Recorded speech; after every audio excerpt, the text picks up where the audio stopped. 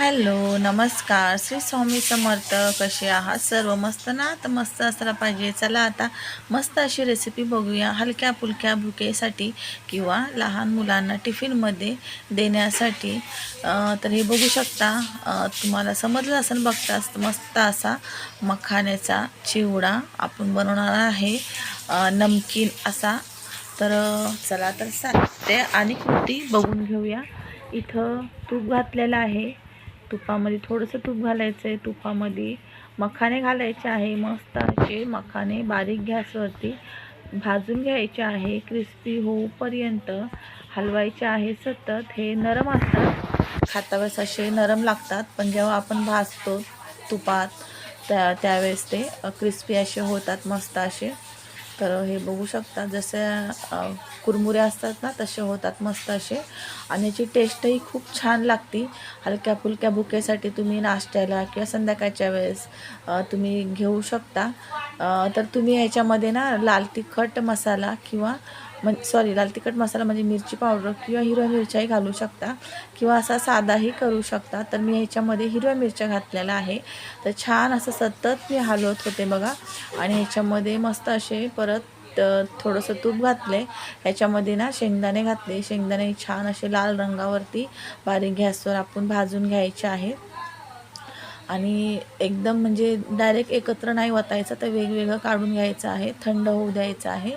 आणि परत बघा तूप घातले. याच्यामध्ये ड्रायफ्रूट आपल्याला आवडीनुसार घालायचे. मी इथं काजू आणि बदाम घातले. आणि हो, तर मी मनुके पण घातले होते. तर तुम्हाला एक सांगते, माझ्याकडनं जी चूक झाली ते तुम्ही करू नका. मी मनुके घातले, पण मनुके घातल्यावर गरम करून मनुके घातले, पण असं झालं मनुके घातल्याच्यानंतर मखाने आहे ते थोडेसे नरम पडले. म्हणून तुम्ही मनुके घालायचे असेल तर असेच घाला, गरम करून घालू नका. तर हे बघू शकताय. तर असे आणि हे थोडंसं परतून घेतले. आता ह्याच्यामध्ये आपल्याला फोडणी करायची आहे. परत थोडंसं तूप घातले. 2 लसूण चेचून घातले. लसणाचे आपण सोलून वगैरे घ्यायचे नाही. 2 हिरव्या मिरच्या बारीक कट केल्या. तुम्ही हिरवी मिरच्याऐवजी ह्याच्यामध्ये मिरची पावडरही घालू शकता, किंवा दोन्ही नाही घातलं तरी पण चालेल जर लहान मुलं खाणार असेल तर. आणि कढीपत्ता घातला आहे आवडीनुसार. आणि छान असं क्रिस्पी करून घ्यायचे, लाल रंगावर भाजून घ्यायचे. आणि तुम्ही ह्याच्यामध्ये खोबरंही घालू शकता, खोबऱ्याचे काप टाकून. जर आवडत असेल तर, नाही घातलं तरी चालेल, मी इथं घातला होता. तर आता सर्व मखाणे, सर्व शेंगदाणे सर्व असं थंड झाले. मस्त असे मखाणे बघा थंड झालेत. इथं शेंगदाणेही थंड झालेत. आता हे सर्व आपल्याला मिक्स करायचं आहे. तर ड्रायफ्रूट घातले, शेंगदाणे घातले, मखाने घातले.